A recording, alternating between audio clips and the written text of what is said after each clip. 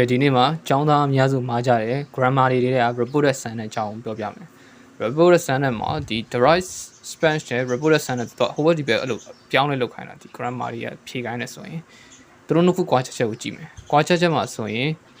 ဒီမှာ set comma quotation mark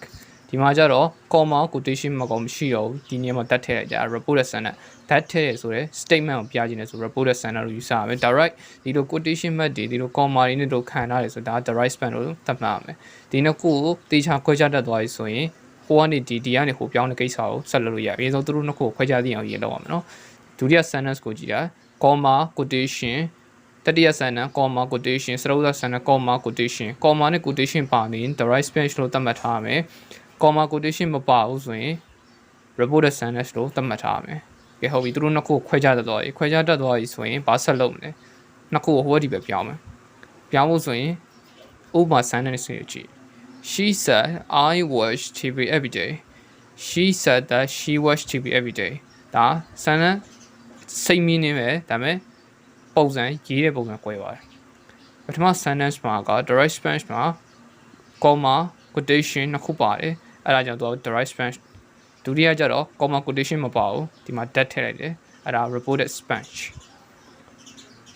ဒါဆိုသူနဲ့ဘယ်လိုပြောင်းမလဲပြောင်းဖို့ဆိုရင်အရင်ဆုံးဒီ direct ကနေ reported ကိုပြောင်းမယ် She said I watch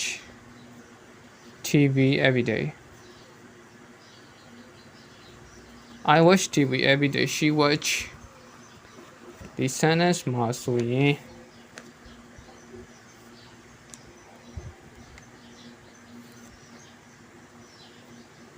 ပြန်ရေးမယ် report နဲ့ပြန်ရေးမယ်ဆိုရင် comma ကိုဖြောက် quotation ကိုဖြောက်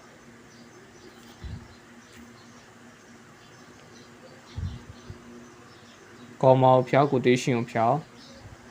တက်ချက်ရေးမယ်ပြီးရင် she said she watch TV every day ဆိုတာကိုပြန်ရေးရမယ်everyday ဆိုတာပြန်ရမယ်ဒီမှာ watch ဆိုတဲ့နေရာမှာ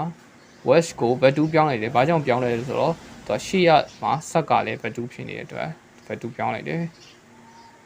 ပြောရင်ဒီ sentence တစ်ခုလုံး grammar ပြန်ညှိလိုက်တယ်ပေါ့ grammar ပြန်ညှိလိုက်တော့သူ value တစ်ခုလည်းထားမိဖြစ်တယ်နှစ်ခုလုံး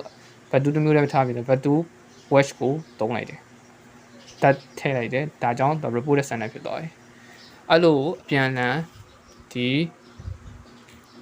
reporter ကနေ direct ကနေ reporter ပြန်လန်ပြောင်းလို့ရတယ်ဟုတ်ပြီ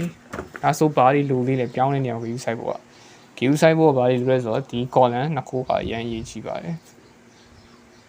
လို့အရင်ရေးကြည့်လဲဆိုရင်ဒီမှာဒီ reporter sentence တွေမှာဟိုဘက်နဲ့ဒီဘက်နဲ့ကိုပြောင်းတယ်ဒီမှာဒီစကားလုံးလေးတွေကလုံးဝမှားတတ်ပါတယ်ဒီစကားလုံးလေးတွေမှားတတ်တယ်အဲကြောင့် there here there this that these those now then today that day tonight that night yesterday that day before the previous day ago before tomorrow the next day the following day next month next year the following month following year ဆိုပြီးတော့ဒီကနေဒီထီကိုကြက်ထားသိနေပေါ့ဒါကြက်ထားသိနေ grammar ရဲ့ဒီစကားလုံးအစီအစဉ်မှာပါတယ်လားကြက်ထားသိစကားလုံးဒါလည်းလေ့ကျင့်ဖို့ဒါအဓိကပေါ့ဒီ sentence ကဒီ grammar pattern တွေတရားကို reported sentence ပြောင်းလိုက်မယ်ဆိုရင်ကုန်မှန်နေပြီ grammar တော့မှန်နေအချိန်နောက်ဆုံးမှာ here ကနေဒဲပြောင်းမဲ့ကိစ္စမှာမပြောင်းဘူးဆိုရင် sentence တစ်ခုလုံးမပြီးတော့ဖြစ်သွားတာပေါ့အဲကြောင့်ဒီဒါကိုသေချာကြည့်ကြရမယ်ဒီကနေသေချာကြည့်ရမယ်ပြီးရင်ဒီ comma ဖြုတ် quotation ဖြုတ်တတ်တဲ့ဒါတွေကလည်းကြည့်တာချိုးဥစားတွေမှာတက်တော့မထည့်ဘူးเนาะဒါနောက်တစ်ပိုင်းမှာပြန်ရှင်းပြတော့မှာပဲ